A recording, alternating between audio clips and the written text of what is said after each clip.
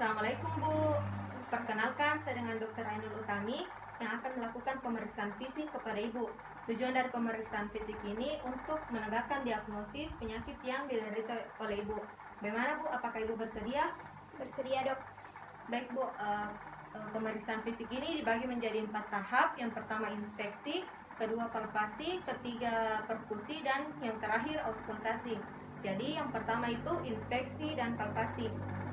Selanjutnya yang dilakukan yaitu yang pertama kita melakukan inspeksi pada bagian sisi kanan pasien. Kita memperhatikan mulai dari ujung kaki sampai ke atas. Kita memperhatikan apakah telah simetris atau belum. Selanjutnya kita juga menginspeksi atau melihat pada bagian kanan tempat tidur pasien. Kemudian kita lihat juga dada pada dinding depan dada pasien, apakah ada pulsasi atau tidak. Selanjutnya kita memperhatikan pada bagian apex cordis apakah terdapat ictus cordis atau tidak, apakah ictus cordis terlihat atau tidak. Selanjutnya kita mempalpasi pada bagian ictus cordis dengan lokasi yang tepat. Biasanya lokasinya itu terdapat pada sela iga ke-5 atau 6. Selanjutnya kita meraba ictus cordis dengan menggunakan jari-jari tangan. Kemudian setelah itu kita menggunakan satu jari tangan, ujung jari tangan. Selanjutnya kita meraba ictus cordis dengan menggunakan jari-jari tangan.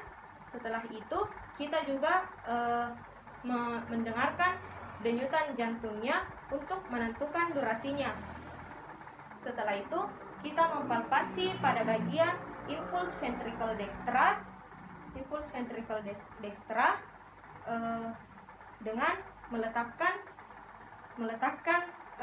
ujung jari-jari pada sela iga ke-3, 4, dan 5. Setelah itu kita mempalpasi pada bagian epigastricum. Setelah itu kita arahkan jari-jari ke pada bagian bahu kanan pasien.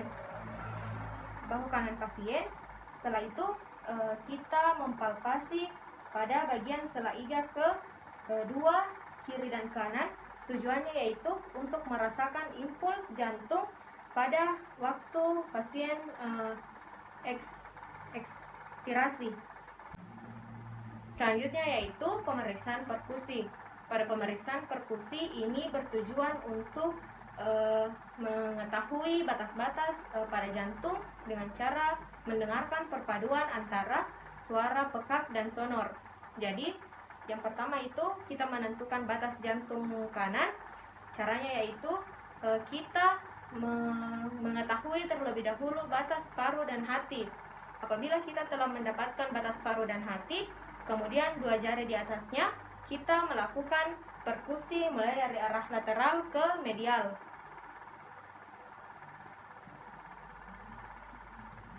Kemudian setelah itu kita melakukan pada jari tengah, kita sejajarkan tepat di atas sternum.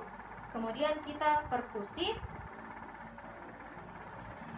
Kemudian setelah itu kita akan mendengarkan suara dari sonor ke pekak. Setelah itu untuk menentukan batas jantung kiri, kita bisa mencari apex cordis atau ictus cordis. Biasanya berada pada sela iga ke-5 dan 6 pada bagian sini. Namun apabila kita tidak mendapatkan bagian ictus cordis, kita bisa memperkusi pada bagian linea axillaris anterior mulai dari atas ke bawah. Setelah itu kita perkusi mulai dari atas, mulai dari fossa supraclavicularis sampai ke bawah pada bagian sini. Kemudian kita perkusi sampai ke bawah. Setelah itu kita catat hasil yang telah kita dapatkan. Selanjutnya yaitu pemeriksaan auskultasi. Pada pemeriksaan auskultasi ini Yang pertama, kita meminta pasien untuk tetap rileks dan tenang. Setelah itu, kita memposisikan pasien dalam posisi berbaring, tapi posisi ini kadang berubah sesuai dengan instruksi yang akan diberikan oleh pemeriksa. Bisa berbaring, duduk, maupun bersandar. Setelah itu, kita meminta pasien untuk bernapas seperti biasanya. Lalu kita pusatkan pendengaran kita pertama pada bunyi jantung dasar. Setelah itu, kita mulai mengauskultasi pada daerah-daerah yang telah ditentukan. Jadi yang pertama, kita mengauskultasi atau mendengarkan pada bagian apex atau ictus cordis yang berada pada sela iga ke-5 dan 6 sebelah kiri untuk mendengarkan suara yang berasal dari katup mitral. Setelah itu kita dengarkan pada sela iga kedua bagian kiri untuk mendengarkan suara yang berasal dari katup pulmonal. Selanjutnya kita dengarkan pada bagian sela iga 2 sisi kanan untuk mendengarkan suara yang berasal dari katup aorta. Selanjutnya kita auskultasi pada bagian sela iga ke-4 dan 5 pada bagian kanan untuk mendengarkan suara yang berasal dari katup tricuspidalis.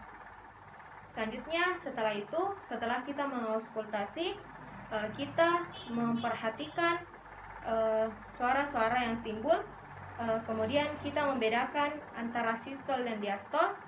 Kemudian kita memperhatikan apakah ada bunyi bising yang terdengar atau tidak. Kemudian kita memperhatikan apakah terjadi penjalaran pada bunyi bising tersebut atau tidak. Selanjutnya kita catat hasil yang kita dapatkan.